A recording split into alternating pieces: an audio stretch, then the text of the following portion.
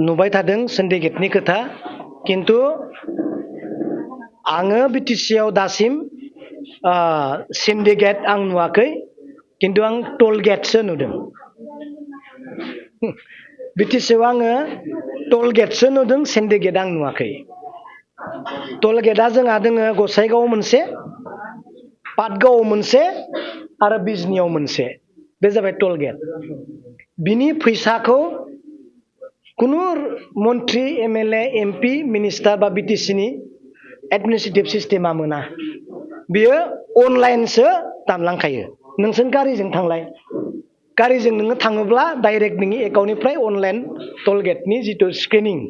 machine बियो दाननानै लाना थाङो बिथांमोना अपोजिशन पार्टिया मबे सिन्डिकेट मबे मा आं बेखौ बुजिया नाथाय मानगोनां प्रमद बर' बिथांनि गभर्नमेन्टनि समाव मोनसे सिन्डिकेट दङमोन नों जिखौ सोंदों बे सिन्डिकेटआ ओरैबायदि दुरान कापखौ लानानै नोङो फैसा हिसाब होनानै बोख्लबना जानाय बे मोनसे सिन्डिकेट नलेज फेस्टिभेलखौ लानानै हिसाब होनानै फल्स हिसाब होनानै फैसा बहनना जानाय बे मोनसे सिन्डिकेट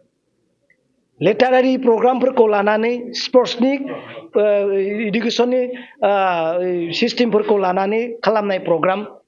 फैसा बोख्लबनाय बेफोरसो मोनसे सिन्डिकेटमोन बेखौ टटेलि हाग्रामा महिलारि सारा फैनाय लोगो लोगोनो बेफोर प्रग्रामफोरखौ दिनै सारा फोजोबदों दा बेनिखायनो आं बुंनो सानो बिटिसि आव कुनु सिन्डिकेट गैया बिटिसि आव टोल गेटसो दोङो गसाइगाव पाटगाव आरो बिजनि बेयाव जोंहा बिटिसि नांजाबनाय टोल गेटसो दोङो बिनि फैसाखौ रावबो मोना थेंक इउ